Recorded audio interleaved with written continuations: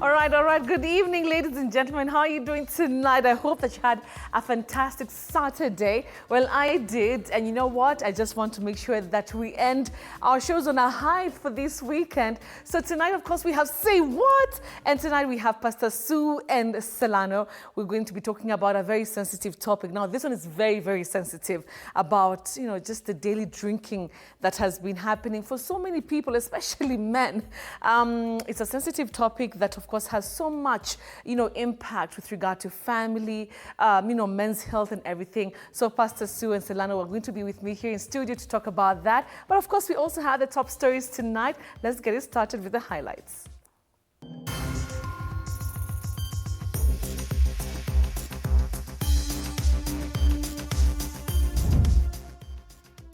The family of Juliana is demanding answers after the 24-year-old died under unclear circumstances while in police custody in Nanyuki. You're gonna kill me, I'm 68, kill me, but you're not gonna kill one of my granddaughter again. It's very sad killing this kid. The incident has sparked outrage among residents who are now planning mass protests on Tuesday. Haki ya jury na hao vijana wengine isipopatikana. On Tuesday, haitakuwa ya Gen Z. Tutaandamana the whole village. President William Ruto now blames clergy and parents for fueling the Gen Z-led protests witnessed across the country. Kila mzazi, tafadhali, hawa watoto wetu, vijana wetu, tusiwachochee, tusipande mbegu ya ukabila ama chuki. But religious leaders are pushing back, urging the president to tone down his rhetoric and address the concerns of young Kenyans demanding accountable leadership. We hope and pray that government will listen to youth and youth will listen to government. And also tonight, the United Opposition Alliance says it has begun gathering evidence to build a crimes against humanity case against President William Ruto at the International Criminal Court. We are collecting evidence under the Rome Statute to be able to take these people to the International Criminal Court. I had the president asking me to go and report whoever is involved to the police. But government-aligned leaders have dismissed the move, accusing Rigathi Gachagua of sowing political division. Well, thank you so much for joining us tonight on Say What? Our sign language interpreter is the lovely Rhoda Nyamai. Let's begin, of course, with our top stories tonight. And a family in Nanyuki town in Laikipia County is seeking justice following the death of their kin in the hands of security officers. Juliana Wangoi, a 24-year-old girl, is reported to have died in police custody after being arrested during the Saba demonstrations on the 7th of July before being taken to court on July 8th. And as Samira Mohammed now tells us, the Law Society of Kenya and a section of pressure groups have condemned Juliana's death, further calling on investigative agencies to expedite investigations into her mysterious death. Take a look. Amid public outcry following the killing of more than 31 protesters during the Monday's Saba protests, today, the statistics show that the number of those killed by police is increasing. But these are not just numbers, but innocent protesters killed by men and women who promised to offer them protection. A family in Nanyuki town is seeking justice following the death of their kin in the hands of security officers. And he called me and said, "Mom, Julia's dead. Calm down, come." So why is she dead? She was from the Nimad and now she is dead. Juliana Wangoi, a 24-year-old girl, is reported to have died in police custody after being arrested during the Saba demonstration on July 7th and later detained at the Nanyuki police station before being taken to court on July 8th. The police vehicle came and they got Julie and other people inside the vehicle, and they got them to the police station, whereby they spent the night, and then in the morning they were taken to the court. And to cut the story short, they were given a bond of 50,000 each Full of regrets, Juliana's family now says the mother of two had no complication at the time of arrest, and they were shocked when they were summoned when she fainted while in prison custody after failure to pay 50,000 shillings bond to secure her release. Wangoi was rushed to Nanyuki Referral Hospital and later referred to Cottage Hospital, where she succumbed while undergoing a surgery. They were given a bond of 50,000 each, and they all agreed, Gen Zs, they agreed that we're going to pay the bill. We were there and we did it. And the jury was very much healthy. And when they were finished with the board, them, including Julie, my granddaughter, they did not have 50,000, so they had to be taken to the remand. This, as the Law Society of Kenya and a section of pressure groups have condemned Juliana's death, further calling on investigative agencies to expedite investigations into the mysterious death. Tunaomba na tunasema hii leo wale watu wote wanahusika na hiyo mauaji tuhakikishe ya kwamba wameshikwa na wamfunguliwa mashtaka kwa sababu tunataka justice kwa hao watoto wao. Samira Mohammed for TV47, Nairobi. Thank you, Samari, for that. Now, moving on, the family of a 20-year-old lady shot dead in Githurai, Nairobi during the Sabasaba protest wants the government to step in and help resolve the confusion surrounded the postmortem exercise. And as Elizabeth Atieno now reports, a Form 3 student in Nanyuki was also shot dead during the Sabasaba protest that has claimed the lives of more than 30 Kenyans. Take a look at this. Solitude, grief and anxiety is the mood in this homestead in Mukithi village, Kirinyaga County. This family is mourning the death of Jacqueline Nyawera, who was shot dead during the protest held on the 7th of this month. Tulisikia kwa mtandao kwa simu kuna msichana alikuwa anaulizwa ni wanani, tukaona ati ni Jacqueline wetu alikuwa ameaga. Huyu mwenye ameaga ni mtoto wa ndugu yangu. Siku ya Jumatatu wakati kulikuwa na maandamano, yeye alikuwa kasini. Alikuwa huko Nairobi lakini hakuwa kwa maandamano. Sasa watu walipokuwa wakienda hivi na hivi, alipigwa risasi na akafa. This family is now in a state of dilemma, and they are left with a trail of questions as to why they are faced with obstacles as they seek to have the postmortem conducted on the deceased. Enda tukaripost hapo Kahawa West, tukapewa ubi, tukatuma kwa DCI huko Kasarani, wakataa kutusaidia, wakatuambia tuende mahali alishutiwa huko Githurai. Na wao pia wakatuambia unless turudi kwenye tulipewa ubi Kasarani. Enda kwa postmortem tunachunguzwa hivi, enda kwa DCI, enda kwa nini, hata sasa tumesangaa. Tumekaa tu hivyo. Hatujui siku ya masisi, tumekaa tu hivyo. Hata hatujui vile tutaanza. The body of Jacqueline is currently held at the Kenyatta University Funeral Home, and the family has no idea when the body will be released so that they can lay the late Jacqueline to rest. Bill huko sahi ilikuwa ya 96,000, tunaambiwa tutoe 22,000 za postmortem. According to Jacqueline's employer, the deceased was shot while standing on her rented house apartment balcony.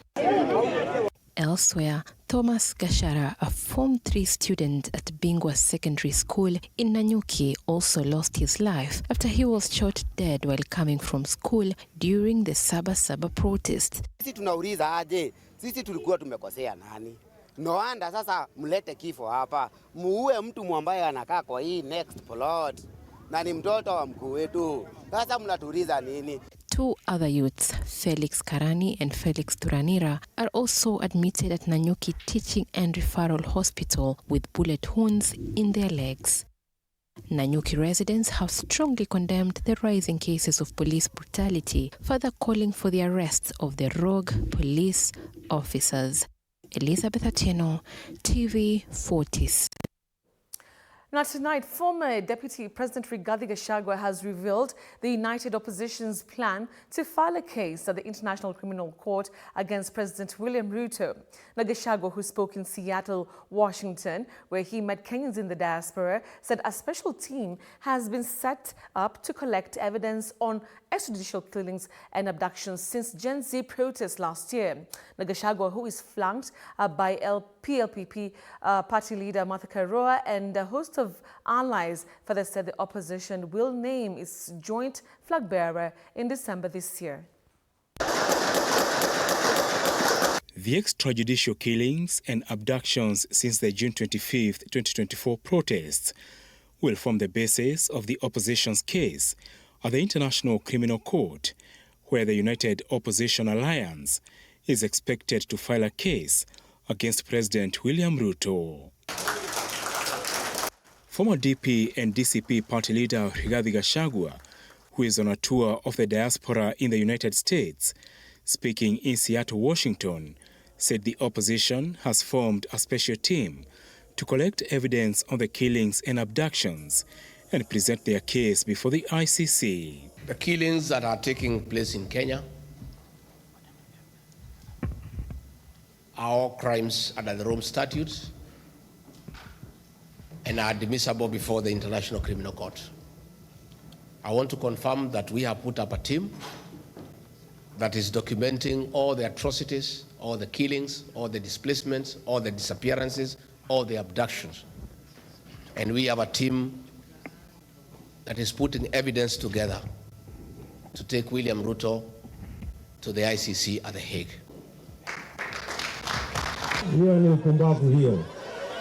President William Ruto made international headlines with his order to the police to shoot and maim violent protesters in their legs, days after Interior CS Kipchumba Murkomen issued a shoot-to-kill order, directives that will form the basis of the opposition's case arising from protest deaths. Mtu kama huyo apigwe risasi miguu, aende hospitali, akienda kotini.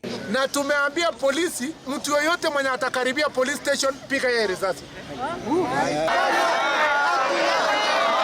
Article 7 of the Rome Statute classifies murder and forced disappearances, torture, and other crimes targeting the civilian population as crimes against humanity. And you know the case against him for the 2007 post-election violence was not concluded.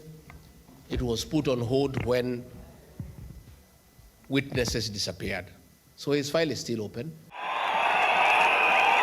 Under the Rome Statute, a case against a head of state can be initiated by the prosecutor through the court's own initiative.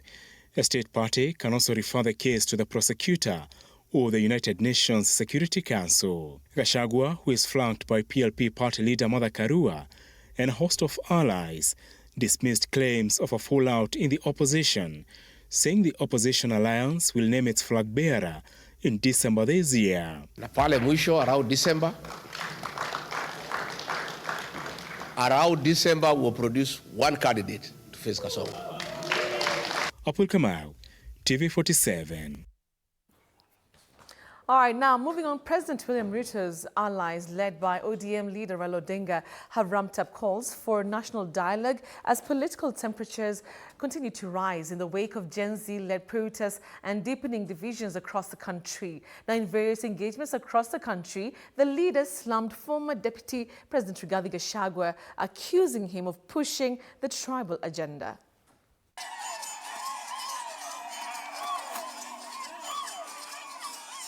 In various public engagements across the country, the Kenya Kwanza government allies led by Deputy President Kithure Kindiki and ODM leader Raila Odinga have launched a scathing attack on former DP Rigathi Gachagua, accusing him of using the recent Gen Z protest as a shortcut to power. Iko shortcut. Kwa hivyo ile team ya fujo, team ya kuvuruga nchi, team ya shortcut, waambiwe hii sio wakati ambao tutakubalia nchi yetu ivurugike. We have a program to run. Odinga has acknowledged the growing anger among citizens, warning that the nation is at a crossroads. But he insists the period of unrest may be short-lived ramping up calls for dialogue. Watu wanapigana, watu wanauana, hasira inakuwa mingi zaidi. Lakini hasira ni sababu hata ukiona mtu akisema ati yo piga risasi usimuue, piga risasi na uue, hiyo ni sababu ya hasira. Junet Mohamed also weighed in with a sharp response to Gachagwa's criticism of Odinga. Hii siasa ya ukabila na uchochezi umepeleka paka Amerika, unaongea paka juu ya baba uwache. Ukiendelea na hiyo utakuja kujua kwa nini kuku haina maziwa. At an empowerment event today, Ruto's inner circle led by Farouk Kibet accused Gachagua of pushing a divisive tribal agenda aimed at discrediting the president. Wakabila washinde wasishindwe, waende wasiende. MP Silvana Sosoro took it a notch higher, alleging that Gachagua was instrumental in coordinating looting during the Gen Z protest, targeting businesses. While election season fast approaching, President Ruto's allies have hit the ground running. Ni wao wanajiita one term. Yule mtu anaongoza one term kwaya ni huyo mtu wa koti kubwa. Alikuwa bungeni one term, kwa hivyo ni one term. Vile anasema ni one term. Yule mwingine ambaye anaitwa sijui Muturi aliingia bunge only one term, kwa hivyo ni one term. Yeye ni one term. Rolling out empowerment programs and rallying support for his 2027 re-election bid. Paul Kerobi, TV47. All right, thanks, Paul, for that. Now, moving on, leaders from the northeastern region have thrown their weight behind President William Ruto's bid for a second term, citing his administration's delivery of transformational projects that have left a significant impact on Kenyans across the country. While speaking during the 60th anniversary celebrations of Wajir High School, the leaders praised the president's commitment to infrastructure, education, and social services in the region. Well, they also took aim at the opposition, condemning what they described as divisive rhetoric and urged Ruto to stay the course on his development agenda, one they say is reshaping lives and rebuilding trust in the government. Protect the rule of law, and he must ensure there's peace and stability in the republic. Mr. President, you took an oath. You must implement the oath you took in Kasarani. And it's good to have people in offices who do what they say. We have a great constitution and we must respect our constitution. We should not just respect the bit in the constitution that allows for protests and demos and picketing and forget about respect for the president of this country and respect for the president.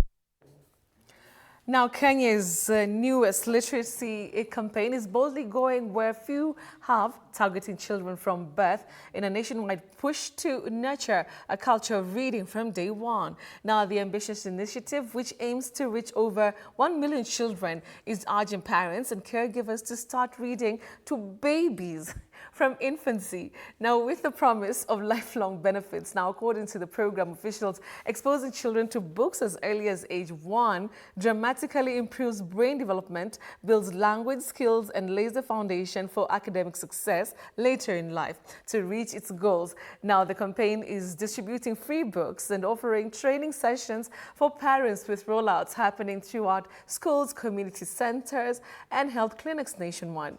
Now, the movement is not just about books, it is about changing the trajectory of learning for Kenya's youngest citizens, one story at a time. We are a government that we must get these 1 million Kenyans children reading. We must. If there's anything we must do, that is what we have to do.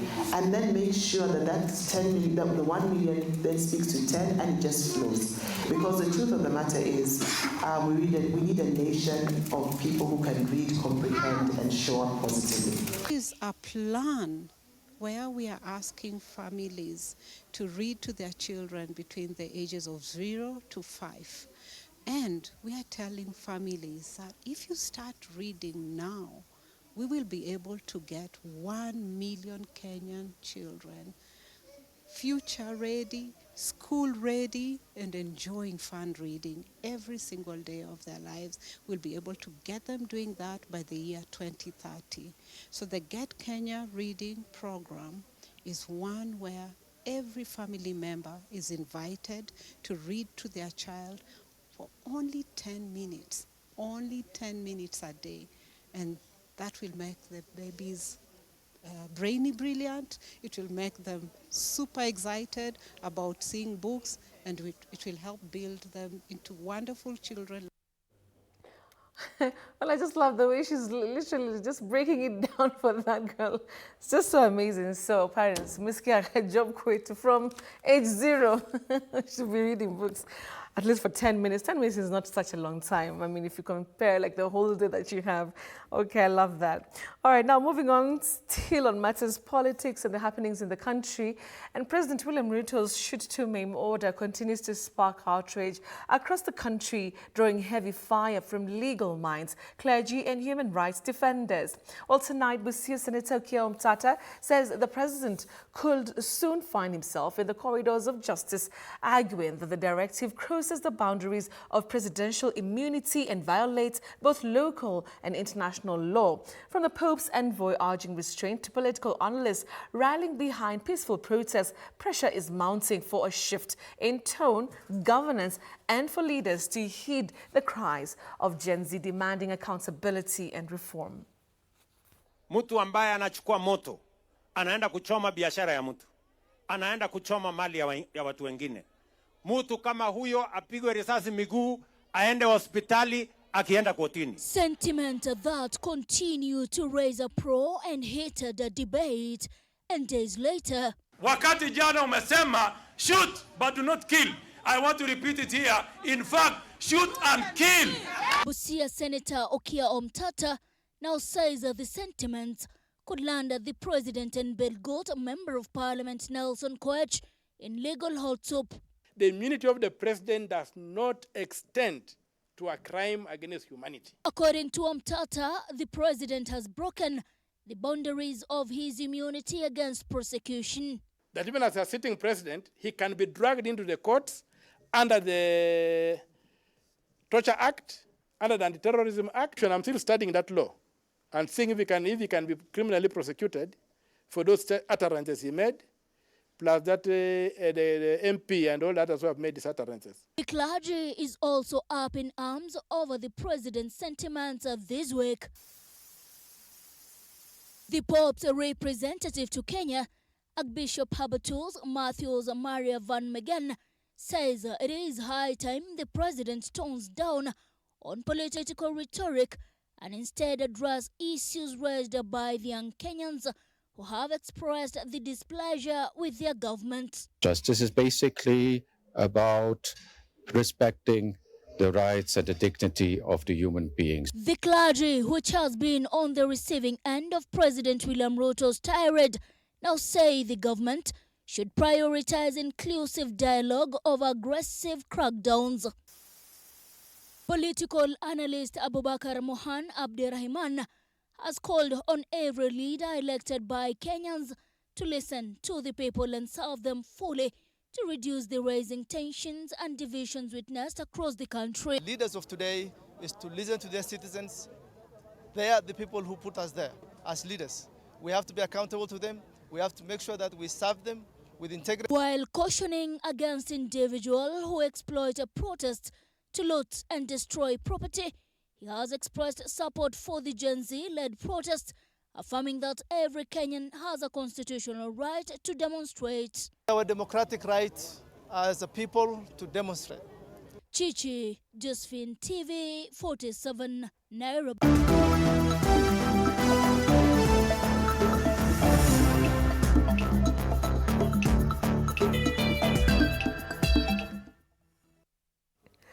Okay, so let's now take a look at some sporting action. All right, the KCB women's volleyball team booked their place in the Kenya finals after edging out a resilient Kenya prison side 3-2 in a thrilling semi-final clash. Now the Bankers will now square off with arch rivals Kenya Pipeline in what promises to be a blockbuster final showdown.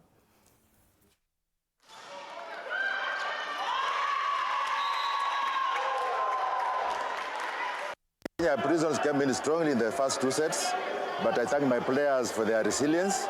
We didn't give up, and we changed a few lineup from behind. Those who start from front, we changed to start from behind. Then it worked for us to manage to get the 3 sets. Okay, Esther Mutinda has come in with a lot of force. I think most of the attackers, our KCB attackers, they know how she sets, and they are comfortable with her. That's why we have managed to get those 3 sets. Going 2 down, then the first 3 sets we won.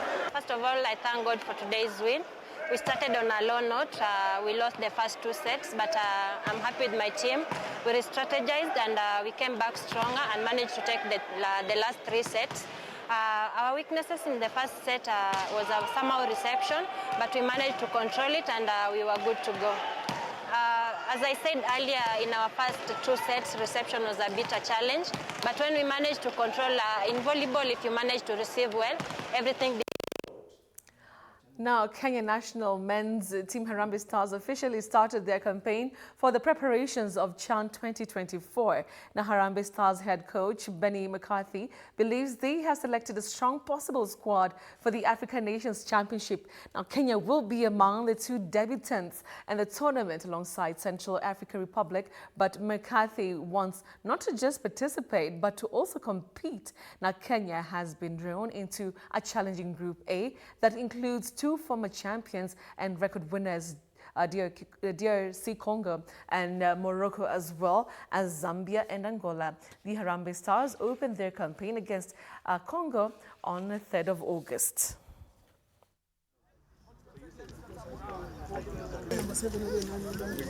The players that we've selected is the players that we've seen, the players that I've had in camp, and they were just unfortunate when you go and play World Cup qualifiers, international players come, so you can't select everyone. So now it's based on local camp. So those are the players that you've seen, and you see the qualities and where they can take the team. So do you risk taking someone based on a couple of good games, or knowing what you're going to have when you've seen players? And that's how we selected.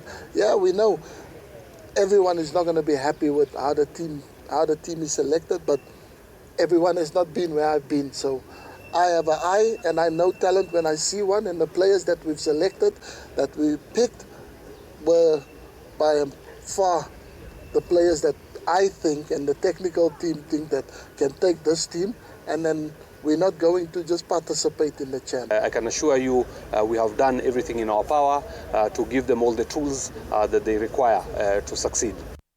Now, the 2025 Stanchat Nairobi Marathon will be held on Sunday, the 26th of October at Uhuru Gardens in Nairobi County. Now, the 22nd edition of the race is expected to attract 30,000 runners from over 100 nationalities. The categories in the competition comprise of the full marathon, the half marathon, the wheelchair half marathon, the 10-kilometer race, the 5-kilometer fun run, the CEO Challenge, and the Corporate Challenge. Registration is currently ongoing in the event, which will host over 250 elite athletes. The marathon raises funds to empower young people, especially women and persons with disabilities, with skills in education and entrepreneurship.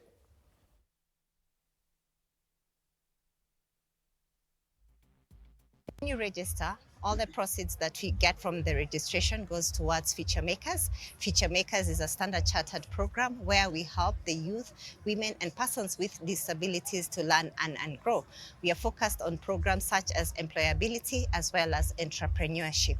As you look these wonderful gardens, we have very many people. We have running clubs, we have our sponsors who've been here today, we have the media, we have Standard Chartered colleagues, and basically all other people like recreational runners. They came to celebrate with us our launch, and they want to start training and be ready for October 26th. So I urge you all to come and help us participate. Because that also informs how the various races finish, whether it's a 42, the 21, the 10, and the interaction thereof. So we're looking at how to plan the start time better.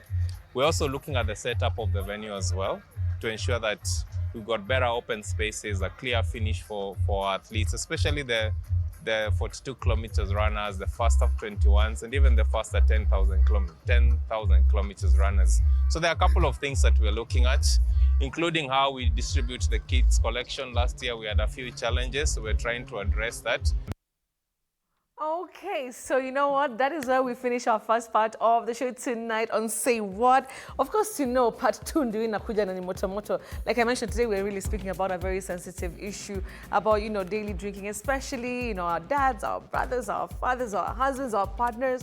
And I think just the whole society. I mean, there's so much to talk about with regard to the impact it has on family. And I am very, very happy tonight. Of course, we have Pastor Sue in the building. Oh, I'm so excited. She's so excited. She's on the other side of the studio. But of course, you know, Pastor Sue, she's always ready to give a good time. Now, of course, words of wisdom, okay? And of course, we also have Celano, who's been on the show a couple of times. Of course, he's an author together with his lovely wife. They've written quite a number of books that really help with regard to marriage. Kuneta long distance. Wala siani msana ishi California, hey, naona ishi Kenya. How do you navigate that? And of course, so many other topics that they've written about. They're going to be joining me right after this short commercial break. Don't go away. We'll be right back with Say What?